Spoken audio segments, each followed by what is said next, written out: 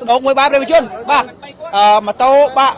មួយគ្រឿងធ្វើដំណើរ2នាក់យុវជនបាទស្ដោកមួយប្រជាជនបាទយកទៅហើយបាទប្រជាជននៅសល់ម្នាក់រងរបួសស្រាលម្នាក់ទៀតធ្ងន់បាទបានដាក់កង់3ទៅបាទប្រជាជនឥឡូវរងចាំរថយន្តសង្គ្រោះបន្ទាន់យូរពេកបាទដាក់តាមកង់3ទៅតែម្ដងបាទដាក់តាមកង់3ទៅតែម្ដងបាទយុវជនជាម្ចាស់ម៉ូតូបាទត្រៀមសង2នាក់ដែលរងរបួសធ្ងន់ប្រជាជនមិត្តភក្តិគាត់ទៅពេទ្យណាទៅពេទ្យហ្នឹងទៅបងខ្ញុំមិត្តភក្តិគាត់ហេមិត្តភក្តិវាមែនមិត្តភក្តិវាមិនឡើយវាសូមគោរពនឹងជម្រាបសួរប្រិមត្តទស្សនិកជនលោកស្រីនិងកញ្ញាដែលនិយមរកការផ្សាយអង្គភាពសារព័ត៌មានខ្ញុំគណៈកម្មការជុំសុកណារួមទាំងក្រុមការងារកំពុងតែមានវត្តមានធ្វើសេចក្តីរាយការណ៍ករណីគ្រោះថ្នាក់ចរាចរណ៍រថយន្តបាសរីទំនើបម៉ាអាផាតមួយគ្រឿងជាមួយនឹងម៉ូតូ Viva បណ្ដាមនុស្ស2នាក់រងរបួសត្រូវបញ្ជូនតាមកង់3ទៅស្រួលនៅឯមន្ទីរពេទ្យប្រិមត្តជនចំពោះករណីកើតឡើងនៅចំណុចផ្លូវបំបីជា4សង្កាត់ទន្លេបាសាក់ខណ្ឌចំការមនរាជធានីភ្នំពេញ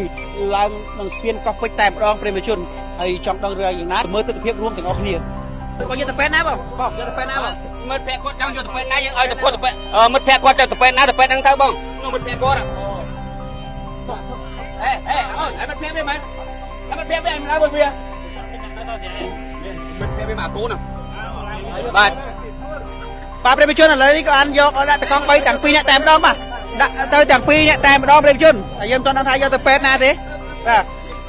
ព្រោះស្ថានភាពគ្រោះថ្នាក់ចរាចរណ៍ស្ថានភាពគាត់ធ្ងន់ធ្ងរមែនតើបាទរងចាំរថយន្តសង្គ្រោះយូរពេកគឺយកដាក់កង់3ដើម្បីជួយសង្គ្រោះយុវជនគាត់សិនប្រិយនៃគ្រោះថ្នាក់ចរាចរណ៍យុវជន2នាក់បើកបរម៉ូតូបាទ Viva បាទមួយគ្រឿងបណ្ដាលបុកជាមួយរថយន្តបាទអាផាតមួយគ្រឿងទៀតបណ្ដាលរងការខូចខាតយ៉ាងស្រុងតែម្ដងបាទផ្នែកខាងមុខផ្នែករថយន្តបាទហើយម្ចាស់ម៉ូតូត្រូវបានយកទៅសង្គ្រោះនៅឯមន្ទីរពេទ្យដែរប្រិយជនដើម្បីវិជាការបាទការប៉ះពាល់យុវជនគាត់ស្ថានភាពរថយន្តបាទអាផាតបណ្ដារងការខូចខាតផ្នែកខាងមុខដែលមានផ្លាកលេខភ្នំពេញ 2BA បាទ1819ដែលធ្វើដំណើរត្បូងបាទម៉ូតូមកពីខាងលិចមកដល់ផ្លូវនេះគឺបណ្ដាបុកគ្នាពេញទំហឹងតែម្ដងចំពោះករណីនេះយើងមិនទាន់ដឹងថាខាងណាខុសខាងណាត្រូវទេហើយទុកឲ្យកម្លាំងជំនាញសមត្ថកិច្ចបាទចរាចរណ៍ផ្នែកចរាចរណ៍ធ្វើការវាស់វែងដោះស្រាយតាមនីតិវិធីនិងការសម្របសម្រួលភាគីទាំងសងខាងកំពុងការខូចខាតនៃការបាត់បង់ទ្រព្យសម្បត្តិដូចជារថយន្តផ្នែកខាងមុខនិងម៉ូតូបាទអ្នករងរបួស2នាក់ប្រិយជនត្រូវបានបញ្ជូនទៅសង្គ្រោះនៅឯមន្ទីរពេទ្យចូលរួមគ្រប់ច្បាប់ចរាចរណ៍ទាំងអស់គ្នាបើកបរបាទត្រូវតែបាទគោរពផ្លូវអតិភិបនិងកាត់បន្ថយគ្រោះថ្នាក់ចរាចរណ៍ដោយបន្ថយល្បឿននៅចំណុចផ្លូវបំបីជា4ជា3នៅពេលដែលឆ្លងកាត់ផ្លូវណាមួយត្រូវតែមានការប្រុងប្រយ័ត្នឲ្យបានខ្ពស់ចំពោះករណីចរាចរណ៍មានសឹងតែរាល់ថ្ងៃបងប្អូន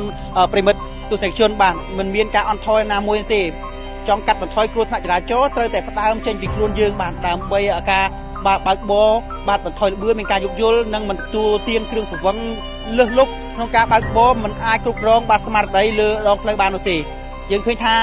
ករណីចរាចរណ៍មានផលចំណេញអ្វីនោះទេក្រៅពីខូចខាតទ្រព្យសម្បត្តិដោយកាក់ពេលវេលានិងអាយុជីវិតតែប៉ុណ្ណោះចូលរួមគ្រប់ច្បាប់ចរាចរណ៍ទាំងអស់គ្នាបើសង្វឹងសុំកុំបើកបរទស្សនិកជនឥឡូវសមត្ថកិច្ចមូលដ្ឋានបានចូលមកដល់នៅចំណុចទីតាំងកន្លែងកើតហេតុដើម្បីបាទធ្វើការបាទគូវារងចាំកម្លាំងជំនាញចរាចរណ៍ធ្វើការបាទដោះស្រាយតាមនីតិវិធីបើសិនជាភាគីទាំងពីរមិនបានធ្វើការជួបគ្នាធ្វើការចរចានៅកន្លែងទេសមត្ថកិច្ចនឹងធ្វើការវាស់វែងយកទៅរក្សាទុកដើម្បីឲ្យធ្វើការដោះស្រាយតាមនីតិវិធីផ្លូវច្បាប់ពេលក្រោយអរគុណណាស់ប្រិយជនដែលខំចំណាយពេលដ៏មានតម្លៃតាមដានអង្គភាពសារព័ត៌មានខ្ញុំបាទជុំសុកណារួមនៅក្រុមការងារសូមអរគុណសូមគោរពលា